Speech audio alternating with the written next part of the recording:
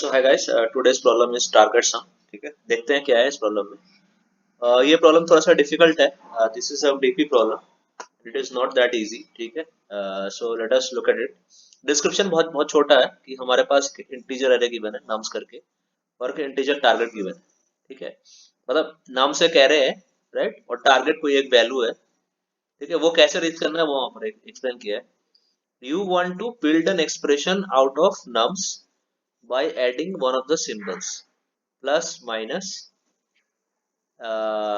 before each integer in the nums and then concatenate all integers. ठीक है, कुछ कुछ मतलब है वो, आई थिंक एग्जाम्पल देके हमको पता चल जाएगा।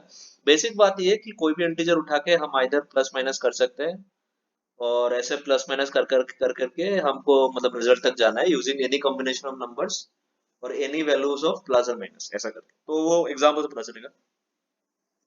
फॉर एग्जाम्पल इफ नम्स 1 2 है, तो हम क्या कर सकते हैं, we can add a 2 before 1 और minus before 1 and concatenate them to build the expression -2 1। मतलब ऐसा है कि हम जितने भी एलिमेंट्स है उसमें उसमें या तो टू टू टू की जगह प्लस भी कर सकते हैं, माइनस भी कर सकते हैं, 1 की जगह प्लस भी कर सकते हैं, माइनस भी कर सकते हैं। तो ये सब कर करके हम मतलब हमको एक्सप्रेशन बनाना है। तो आपको समझ में आ रहा हो कि इसमें चार टाइप के आंसर बनेंगे, डिपेंडिंग और कौन सा कॉम्बिनेशन 2 के साथ यूज करते हैं और कौन सा कॉम्बिनेशन 1 के साथ यूज कर सकते हैं। ठीक है, return the number of different expressions that you can build which evaluates to target. मतलब ऐसा है, हो सकता है कोई एक प्लस, जैसे जैसे हमको टारगेट 3 चाहिए, ठीक है, तो फिर 2 + 1 करेंगे, प्लस 1 प्लस, तो हमको 3 मिल जाएगा, राइट। 3 मिल जाएगा, राइट। लेकिन और कोई कॉम्बिनेशन में आई थिंक वो पॉसिबल है नहीं। ठीक है, तो फिर हम हमारे पास एक ही टाइप का, एक ही नंबर ऑफ कॉम्बिनेशन है जिससे हमारा 3 बनता है। इस केस में हमारा 3 टारगेट हो गया, राइट। और हमारा 1 जो है that will be the answer that we want to get, right. तो ये बेसिक अंडरस्टैंडिंग है, कुछ और एग्जांपल्स देखते हैं हम। ठीक है, तो जैसे जैसे ऐसा देखते हैं। और एक और चीज है कि यहाँ पर बोला नहीं है, बट एक और चीज है कि हमको सारे नंबर को ऐसे यूज नहीं करना है। हम क्या करेंगे, लास्ट नंबर से स्टार्ट करेंगे और ये प्लस माइनस के कॉम्बिनेशंस में ट्राई करते रहेंगे लास्ट नंबर से। ठीक है, फिर इस नंबर पे जाएंगे, फिर इस नंबर पे जाएंगे। अगर इस नंबर से ही हमको आंसर मिल जाता है तो फिर हमको फिर आगे देखने, मतलब फिर हमको वो भी काउंट करें। फॉर एग्जाम्पल देखो, अगर हमारा आंसर 4 है तो +1 +1 +1 से भी हमारा 4 बन जाता है। ठीक है, तो ये भी एक वैलिड आंसर है, ये नहीं कि हमको सारे ही लेने हैं। मतलब अगर कुछ एलिमेंट लेके और कुछ प्लस माइनस कॉम्बिनेशन से हमारा वो नंबर आ रहा है, तो वो भी एक वैलिड आंसर होगा और वो भी फिर रिजल्ट में ऐड होगा वैसा आंसर। तो ये भी ध्यान रखना है। जैसे ये वाला नंबर है इस, ठीक है, यहाँ पर हमको टारगेट 3 चाहिए, तो कितना वे में पॉसिबल हो सकता है, देखो ये एक वे है। ठीक है, ये एक वे है, ये एक वे है। इसमें इसमें इसमें बस माइनस है, बाकी सब प्लस है। इसमें इसमें माइनस है, बाकी सब प्लस है। इसमें इसमें माइनस है, बाकी सब प्लस है। ठीक है, हमारे पास कितने नंबर्स है, हमारे पास है 5 नंबर्स। इसमें इसमें माइनस है, बाकी सब प्लस है। तो बेसिकली ये ऐसा है, पास बेस हो गया। ठीक है, मतलब हर बार एक नए वन में -1 दे रहा है। ठीक है, इसके बाद क्या है, अगर नम्स 1 ही है तो क्या हो सकता है हमको टारगेट 1 रीच करने का, what are the ways that are possible. Basically हमको +1 करना पड़ेगा, this is the only way that is possible, इसलिए आउटपुट 1 है। समझ रहे हो, तो ये बेसिकली वो है। अब नम्स जो लेंथ है, लेंथ ऑफ द नम्स है वो क्या है, मिनिमम 220 हो सकता है, मिनिमम 1। मतलब बेसिकली नम्स जो है एरे लेंथ है, एरे का लेंथ। ठीक है, this is what is nums, right. और उसके बाद फिर nums I less than 1000, less than 0, 0 and less than 1000 है। ठीक है, मतलब ऐसा है कि इसमें जो भी वैल्यूज है, इसमें जो एरे में जितने भी वैल्यूज है उसका क्या रेंज है, 0 से लेकर 1000 तक रेंज है। सम ऑफ ऑल द वैल्यूज हो सकता है 0 से लेके 1000 तक। ठीक है, यही सम हो सकता है उसके, मतलब सारे सम जो है वो 0 से लेकर 1000 में लाइक करेंगे, सम सारे करेंगे तो। ठीक है, this is another information, right. मतलब और एक और इन्फॉर्मेशन है, क्या है कि मतलब जो टारगेट है, मतलब वो -1000 से 1000 तक ही लाई करेगा टारगेट। ठीक है, तो इसमें क्या रीजन है इसका करने का, सम्स ऑफ नम्स आई। एक तो नम से हमेशा पॉजिटिव है, और फिर सम मतलब ऐसा है कि मतलब आप समझ रहे हो इसमें क्या है, सारे सम करेंगे तो 0 से 1000 तक ही आएंगे, उससे ज्यादा आ नहीं सकते। ठीक है, तो फिर मतलब ऐसा है क्या है कि व्हाट इज द, यहाँ से हम क्या निकाल सकते हैं, यहाँ से क्या क्या हमको निकालेंगे हम हमारा सॉल्यूशन, कि व्हाट इज द मिनिमम, अगर हम सबको माइनस, सारे सम को माइनस कर दे, सारे एलिमेंट्स को माइनस कर दे, तो -1000 तक ही हम जा सकते हैं। ठीक है, और सारे एलिमेंट्स को प्लस कर दे, राइट, तो +1000 तक ही जा सकते हैं हम। ठीक है, +1000 तक, मतलब ऐसा है कि हम तो फिर बात ये है कि हमारा जो ऑप्शंस है, मतलब हमारे जो वेरिएशन है सम करने के, मतलब जो मतलब जितना ही वेरिएशन, सपोज हमारे पास XYZ 3 एलिमेंट्स थे, या तो M एलिमेंट्स थे, ठीक है, हमारे पास X1 से लेके XM तक हमारे पास M एलिमेंट थे, हम क्या कर रहे हैं, रैंडमली प्लस माइनस किए जा रहे हैं हर जगह। ठीक है, प्लस माइनस रैंडमली हम हर जगह किए जा रहे हैं, तो फिर मतलब तो फिर मिनी मतलब जो भी आंसर आएगा, कोई कोई भी एक इस एम एम एलिमेंट्स में से हमने कुछ एन एलिमेंट्स उठा लिए, such that n is less than m, क्योंकि एम में से हमने एन उठाए थे। ठीक है, तो फिर क्या होगा, वो जो सम लाई करेगा वो समवेयर -1000 से लेके +1000 में ही लाई करेगा। आप समझ रहे हो, तो मतलब इसी रेंज में लाई करेगा सब, मतलब और कोई रेंज में लाई नहीं कर सकता। इस चीज का मतलब ये है, इस चीज का एक और मतलब क्या है, मतलब ये क्यों इंपॉर्टेंट है कि रेंज इसी में लाई करेगा, इसका मतलब ये इंपॉर्टेंट है क्योंकि सपोज हम एक डीपी डीपी बनाते हैं, ठीक है, डीपी डेटा स्ट्रक्चर बनाते हैं, जिसमें एक कोई इंडेक्स हमारा जो करंट, मतलब जितने एलिमेंट्स हमने कंसीडर कर चुका हूँ उसका करंट सम है, वो सपोज सम मान लो यहाँ पर। ठीक है, जितने एलिमेंट्स हमने कंसीडर किए उसका करंट सम है। और एक और पैरामीटर क्या है, एक और पैरामीटर सपोज आपका वो मान लो कि कितने एलिमेंट हमने कंसिडर किए, वो सपोज हमारे मतलब कुछ आई है। ठीक है, तो आई जो है वो कितना हो सकता है, 0 से 20 तक वेरी कर सकता है। ठीक है, 0 से 20 तक वेरी कर सकता है आई। और सम कितना हो सकता है, -1000 से लेके +1000 तक वेरी कर सकता है सम, राइट। तो फिर मतलब ये बेसिकली ये कितना रेंज आ रहा है, इसका रेंज कितने रेंज आ रहा है, 2000 का रेंज आ रहा है इसमें, राइट, और इसमें 20 का रेंज आ रहा है। ठीक है, तो फिर मतलब बेसिकली इस डीपी एरे या फिर डीपी मैप जो भी आप लेंगे, ठीक है, it may be A map also, मतलब ये जो है सम आई लिख रहे हैं ना, इसको हम पेयर पेयर के फॉर्म में लिख सकते हैं। सम आई इस पेयर पेयर के फॉर्म में लिख सकते हैं, तो मतलब बेसिकली बात है कि कितने टाइप के मतलब यूनिक यूनिक पेयर्स आप बना सकते हैं सम और आई के। ठीक है, सम और आई के कितने टाइप के यूनिक पेयर्स बना सकते हैं। ठीक है, यूनिक पेयर्स हम कितने बना सकते हैं वो इंपॉर्टेंट है, वो कितने बना सकते हैं, मैक्सिमम 2000 × 20, जो कि करीब करीब अराउंड 10⁴ है, जो कि लेस देन 10⁻⁶ है। तो आपको हमेशा ये याद रखना है कि जनरली क्या होता है कि कोई भी कभी अगर मतलब एरे का मतलब कभी डी मतलब कभी एरे में स्टोरेज का प्रॉब्लम है, क्योंकि ये डीपी तो सब हमेशा स्टोर होता है ना, ये एरे हमको इनिशियलाइज करना पड़ेगा स्टोर करने के लिए।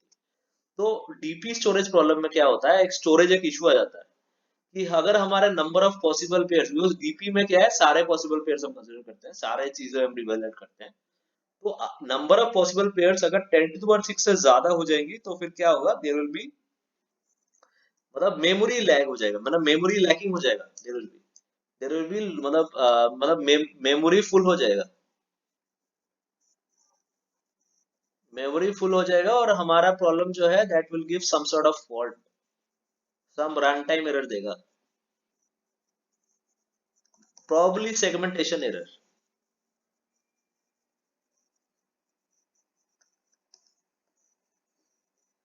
सेगमेंटेशन हो रहा है क्योंकि मतलब जगह ही नहीं है, मतलब जो जो जनरली एलोकेट होता है जगह, वो जनरली होता है 10⁶ टाइप ऑफ, मतलब इतना टाइप ऑफ एलिमेंट्स के लिए, अगर डीपीआर है उसके लिए जगह होता है, उससे ज्यादा जगह होता नहीं। मैं कंप्यूटर प्रोग्रामिंग प्रॉब्लम्स और ये लेट कोड की बात कर रहा हूँ, तो इसलिए ये देखना जरूरी है कि हमारा डीपी का अगर प्रॉब्लम है तो जितने यूनिक चीज हम कंसिडर करना है वो 10⁶ से कम ही हो।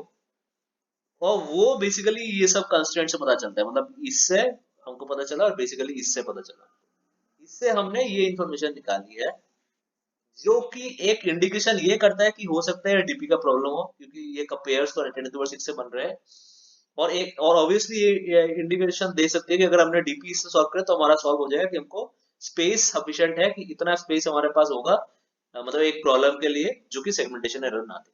तो ये कोई मतलब प्रोग्रामेटिक लिमिटेशन नहीं है, ये कोई प्रोग्रामेटिक लिमिटेशन नहीं है, लेकिन ये क्या है कि जो भी प्रॉब्लम्स होते हैं ना, जो ऑनलाइन ऑनलाइन जो मतलब प्रॉब्लम सॉल्व करने होते हैं वो इसी लिमिट के साथ होते हैं। चाहे आप मतलब क्या बोलते हैं, चाहे आप कोड फोर्सेस कर लो, चाहे आप मतलब कोड शेफ कर लो, या तो लीड कोड कर लो। तो दिस इज एन इन्फॉर्मेशन, ये कंस्ट्रेंट से हमको ये इन्फॉर्मेशन मिलती है, right. Let me like constraint से हमको ये इन्फॉर्मेशन मिलती है। So let us move forward, हमने काफी डिस्कस कर लिया, now let us move forward and look at the solution method of the problem. Solution method कुछ नहीं है, like it is very easy. Like हम क्या करेंगे, हम पहले पहले मतलब बेसिकली क्या, सपोज ऐसे एलिमेंट्स है हमारे पास 1 4, सपोज 2 3 और 5 एलिमेंट्स है। तो हम क्या करेंगे, बेसिकली हम सबसे लास्ट वाले एलिमेंट को उठाएंगे, ठीक है। पहले तो इसके इसको इसको यूज करने के दो वे हो सकता है। एक तो इसको माइनस करके यूज करें, एक तो प्लस करके यूज करें, ठीक है। इस वाले स्टेप को भी एक्सप्लोर करेंगे कि जब हमने लास्ट वाले एलिमेंट में माइनस किया तो हमारे पास क्या क्या मतलब क्या हमारा हमारा टारगेट रीच कर पाएगा कि नहीं। और प्लस में भी हम देखेंगे कि क्या हमारा टारगेट रीच कर पाएगा, मतलब बेसिकली क्या, अगर सपोज हमारा टारगेट है समवट अराउंड 8 हमारा टारगेट, ठीक है। तो अगर माइनस हमने पहले डाल दिया तो फिर आगे आगे जो भी बचे कुछ एलिमेंट्स है, जो कि ये एलिमेंट्स है, उनसे हमको 13 मतलब टारगेट यूज करना पड़ेगा। मतलब ऐसा हो जाएगा कि मतलब बेसिकली जो इंडेक्स लास्ट पे था, इंडेक्स अभी 5 था, ठीक है। क्या हम 5 जीरो से लेके 5 इंडेक्स पे 5 मतलब 8 मतलब हमारा इनिशियल प्रॉब्लम था, फिर मैं पढ़ रहा हूँ, हमको इधर नहीं लिखना है। क्या हम जीरो से लेके 5 इंडेक्स, इसका मतलब है using zero to 4, sorry 4 index, I should write 4 here, ठीक है। ये 5 नहीं है, 4 इंडेक्स है, जीरो बेस्ड इंडेक्सिंग है। जीरो से बेस 4 इंडेक्स में हम 8 बना सकते हैं। इनिशियल प्रॉब्लम ये था, उसको हमने इसमें रिड्यूस कर दिया कि क्या हम जीरो से लेके 3 इंडेक्स में क्या हम 13 बना सकते हैं कि नहीं। This is one kind of problem, ठीक है।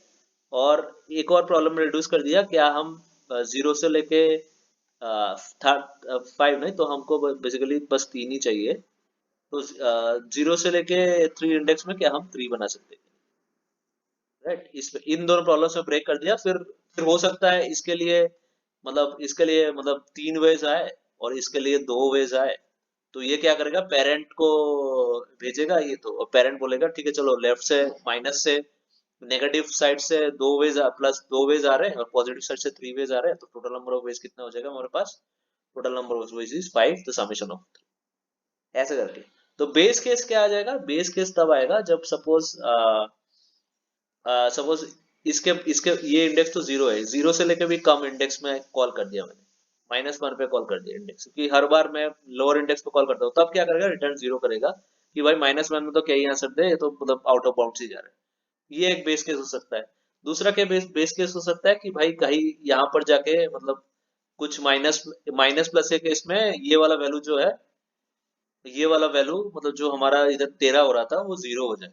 मतलब क्या है, हमारा सम ऑलरेडी रीच हो सकता है इस पेज में, तो हम क्या करेंगे, तो हम 1 रिटर्न करेंगे, ठीक है। मतलब बेसिकली ये टारगेट रीच हो चुका है तो हम आगे 1 रिटर्न करेंगे। मतलब ये जो है ये मतलब ये हमारा एक्सेप्टेड केस है।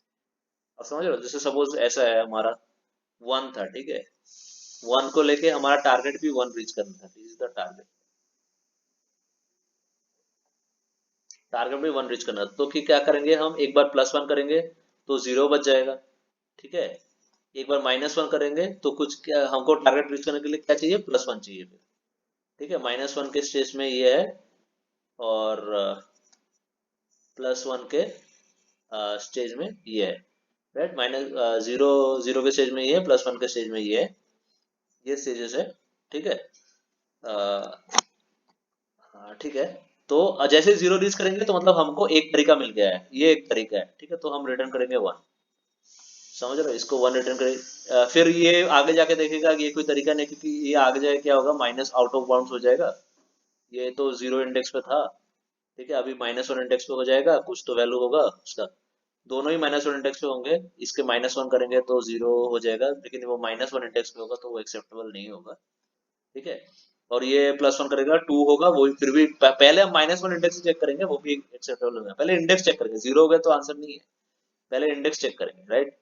और वैसे भी मतलब 0 कैसे ही होगा, क्योंकि मतलब बेसिकली इसके बाद तो कोई इंडेक्स है ही नहीं, तो ये एक्चुअली 0 एप्लीकेबल नहीं है इधर, क्योंकि कोई वैल्यू ही नहीं, वो आगे देखेंगे हम क्या मतलब, समझ रहे हो ना, मतलब क्या प्लस माइनस करेंगे, ऑलरेडी 0 पे है, नेक्स्ट उसको -1 पे कंसिडर करना है, तो फिर वो कोई पॉसिबिलिटी होगा नहीं, मतलब कुछ भी एलिमेंट उसको नहीं मिलेगा। वो एग्जैक्ट इम्प्लीमेंटेशन, ये वाला पार्ट जो बेस केस है, वो थोड़ा मतलब उसमें समझाएंगे, कोड में समझाएंगे, ठीक है।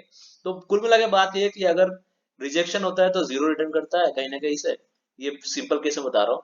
एक्सेप्टेंस होता है 1 रिटर्न करता है, तो हमारा एक तरीका होगा जो भी सही है, क्योंकि हमारा इस एक बार +1 करने से हमारा 1 टारगेट रीच हो रहा था, जो कि हमारा एक, सॉरी टारगेट ही 1 है इधर, तो हमारा एक तरीका है, ठीक है। ये थोड़ा सा कंफ्यूजिंग हो रहा है मे बी, बट एक्चुअली बहुत इजी है। Better I just explain the rest of the thing in the code. So आगे जो कोड पे चलते हैं, क्या है कोड में लिखा, ठीक है। तो देखो ये यहाँ पर पहले कोड पे अनऑर्डर्ड मैप, चलो ठीक है अनऑर्डर्ड मैप ले लिया। मैप हमको क्यों चाहिए?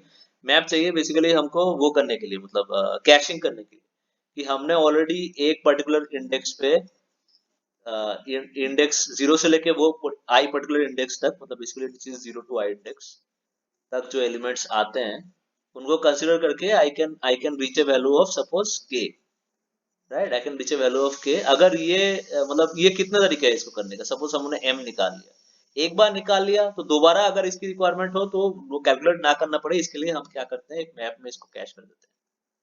That is the caching one order map, आप देखेंगे, ठीक है। इसी का जो कैशिंग का जो लिमिट है वो क्या है, मतलब वो ही एक, मतलब कैशिंग जो करेंगे वो तो मेन एरे में करेंगे ना, जिसमें सारे वैल्यूज हम स्टोर कर रहे हैं, तो उसी का लिमिट हमने वो कोड इंटू बार 4 करके चेक किया था ऊपर, ठीक है। जो जिससे हमने कंस्ट्रेंट से देखा था कि ये कैशिंग जो है हम कर सकते हैं, because the limits are less, ठीक है। फिर वेक्टर इंक्लूड करेंगे, नेम स्पेस स्टैंडर्ड, ये तो बेसिक चीज होती है, वेक्टर कहीं ना कहीं यूज हो रहा होगा, दैट्स व्हाई इंक्लूड करेंगे, आगे देखते हैं, ठीक है। तो ये एक हैश फंक्शन है। हैश फंक्शन क्यों मैं बता रहा हूँ, क्योंकि इसका रीजन ये है, ये थोड़ा इम्प्लीमेंटेशन का रीजन है। इसका रीजन ये है कि अगर हमने यहाँ पर अनऑर्डर्ड मैप में पेयर यूज किया, तो बेसिकली कि हम क्या बोल रहे हैं कि की जो है ये pair, this is the key, right. की पेयर है और इंट जो है ये वैल्यू है। तो वैल्यू में तो कोई इशू नहीं है, लेकिन की में अनऑर्डर्ड मैप के जो मतलब जो इम्प्लीमेंटेशन है, जो जो मतलब जो डिफॉल्ट इम्प्लीमेंटेशन है, डिफॉल्ट इम्प्लीमेंटेशन में ऐसा टाइप का की का को हैश में कैसे कन्वर्ट करते हैं, उसका कोई ऑपरेशन है नहीं, तो हमको उस उसको इम्प्लीमेंट करने के लिए हमको एक एक फंक्शन को ओवरराइड करना पड़ता है एक तरीके से, ठीक है। मतलब तो उसको ओवरराइड करने का मतलब मतलब वो एक ऐसा कोई मतलब ऐसे हैशेस बनाने के लिए एक फंक्शन हमको नेम स्पेस स्टैंडर्ड में यूज करना पड़ता है, ठीक है। तो मोटा मोटा ये समझ लो कि ये तरीका है, अगर हमको पेयर पेयर इंट से मतलब मैप बनाना है, तो हमको ये तरीका है, ऐसा टाइप का हमको नेम स्पेस स्टैंडर्ड में डालना पड़ेगा, फिर टेम्पलेट ऐसे लिख के स्ट्रक्ट हैश लिखना पड़ेगा। ये एक्चुअली टेम्पलेट ऊपर आएगा, इसके ऊपर आएगा I guess, mostly template. Sorry for the delay.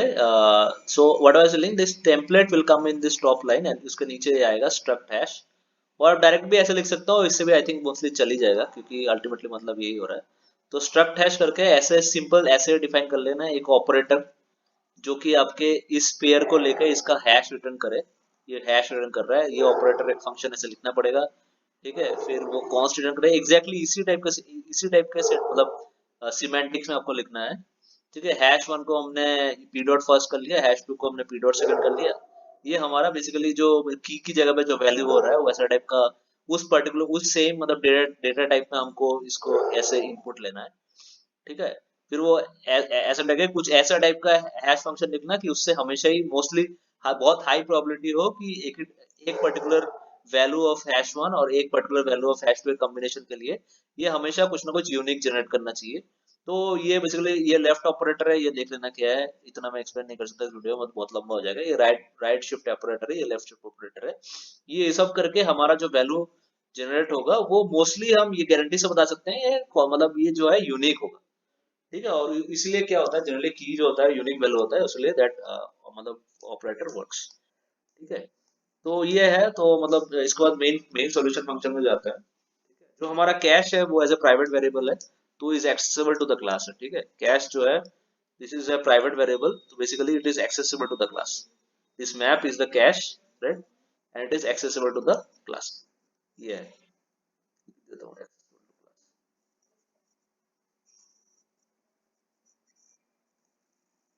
class। Sorry for the editing. ठीक है। नाउ हाँ, तो अभी क्या कर रहे हैं हम, क्या कर रहे हैं हम बेसिकली वो एरे लिया हमने, इसलिए वेक्टर इंक्लूड करा था क्योंकि नाम जो है वेक्टर एंड का है। That's why vector was included in the top, include vector है ऊपर, ठीक है।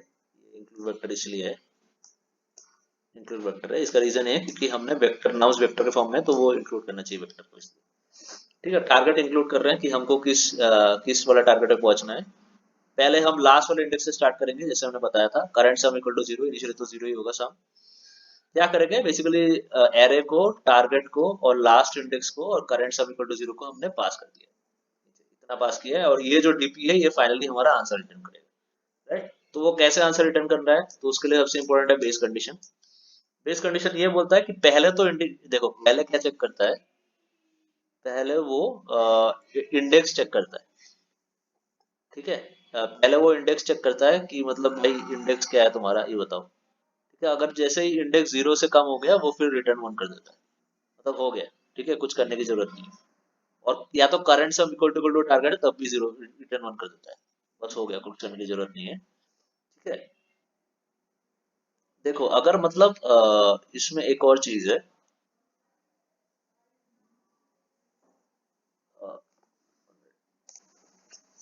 Sorry for the glitch. हाँ, इसमें इसमें क्या है कि अगर इंडेक्स लेस देन जीरो है and current sum equal to target, तो मैंने एक्चुअली क्या गलती की है, मैंने क्या गलती किया, मैंने आपको बोला था कि अगर सपोज दो या तीन एलिमेंट है, राइट, और मेरे को टारगेट पांच है, ठीक है। अगर प्लस टू करके भी प्लस थ्री करके भी पास हो सकता है तो वो वैलिड हो जाएगा, तो वो गलत है, वो वैलिड नहीं होगा, राइट, बिकॉज सारे के सारे एलिमेंट हमको इंक्लूड करने हैं कोई एक कॉम्बिनेशन, ठीक है। तो मतलब ऐसा है कि इंडेक्स भी एग्जॉस्ट हो जाना चाहिए और तब करंट से बीस होना चाहिए, जब इंडेक्स एग्जॉस्ट हो जाए तभी रिटर्न कौन करेगा, तो मतलब ये वैलिड नहीं है। तो मतलब वैलिड कब है, जब सारे एग्जॉस्ट कर दे, सपोज हमको चार रीच करना है, तो माइनस वन, और फिर मतलब माइनस वन, फिर प्लस टू और प्लस थ्री करके हमारा रीच हो रहा है फोर, राइट, तो वो वैलिड है, बाकी कुछ वैलिड नहीं है, ठीक है। तो ये एक मैंने गलत बोला था, तो सारे के सारे एग्जॉस्ट करने चाहिए कि क्या करंट सम रीच हो रहा है और क्या सारे इंडेक्स एग्जॉस्ट हो गए, तो फिर रिटर्न वन करो।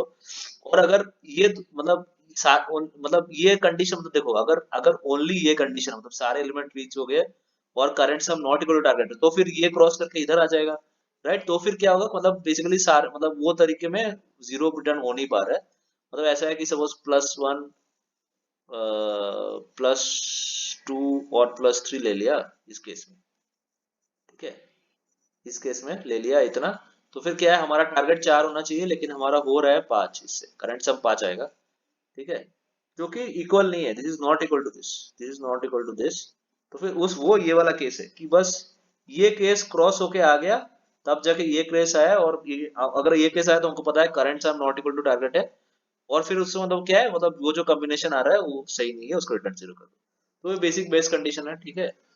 तो फिर मतलब ऐसा है कि एक केस में पॉजिटिव, मतलब मैंने नंबर को पॉजिटिव कंसीडर किया, फिर वो पास करा रहा हूँ नीचे, ठीक है, ये पॉजिटिव वाला केस है, राइट, पी फॉर पॉजिटिव, ठीक है। और एक नेगेटिव वाला केस है, ये वाला case some number of ways देगा, ये वाला case some number of ways देगा, ठीक है।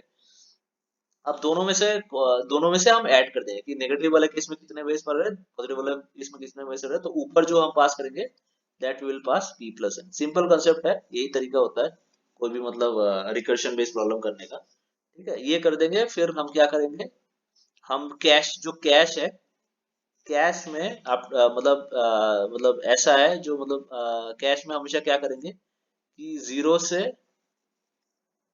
आई इंडेक्स तक, जीरो से आई इंडेक्स तक ये वैल्यूज हमको मिले हैं, पॉजिटिव नेगेटिव, ठीक है, जीरो से आई इंडेक्स, और इस सम में अगर ये सम है तो फिर ये हमको पॉजिटिव नेगेटिव आंसर मिले हैं, तो और फिर उसको कैश में स्टोर करके फिर रिटर्न कर दो। देखो इसका मतलब क्या है, इसका मतलब ये है कि मतलब सपोज हमको पता है कि 0 से 3 इंडेक्स तक हमारे 5 वेज है, ठीक है। और हम 4 इंडेक्स में ऑपरेट कर रहे हैं, कहीं ना कहीं हम 0 to 3 इंडेक्स में जाएंगे, ठीक है। हम ये वाले पार्ट में जाएंगे और फिर ये वाला पार्ट में अगर हमको सपोज करंट सम 4 चाहिए, तो फिर वो तो कैश में हो सकता है ना हो, ठीक है।